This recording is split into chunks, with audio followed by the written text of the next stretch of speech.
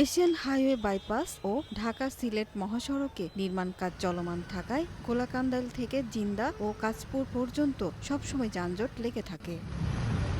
এছাড়া ডেমরা কালীগঞ্জ সড়কের ফজুরবাড়ির মোড়ে সেতুর নির্মাণ কাজ চলায় সেখানেও তীব্র যানজটের সৃষ্টি হয়েছে। মহাসড়কের রূপগঞ্জ অংশে প্রতিদিন গড়ে প্রায় 18 থেকে 20 কিলোমিটার এলাকা জুড়ে যানজট থাকায় চরম ভোগান্তি পোহাতে হচ্ছে এই অঞ্চলের মানুষকে। এক ঘন্টার পর ঘন্টা প্রায় 2-2.5 ঘন্টা 3 ঘন্টা পর্যন্ত বসা এখানে।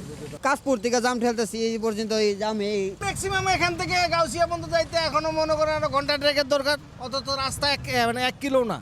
এলাকাবাসীরা বলছেন মহাসড়কের বিভিন্ন পয়েন্ট ও ফুটপাত দখল, গাড়ি থামে পণ্য ওঠানামার কারণে যানজট হচ্ছে, কিন্তু যানজট নিরসনে ট্রাফিক পুলিশের কোনো ভূমিকা চোখে পড়ছে না। সকাল 8টা থেকে রাত 12টা 1টা 2টা পর্যন্ত প্রতিদিনই জ্যাম থাকে। এরকম ট্রাফিক সার্জেন্ট কেউ থাকে না রাস্তায়। প্রতিদিনের রাস্তাতে 2 ঘন্টা 3 ঘন্টা জাম ঠেলতে হয় প্রতিদিন।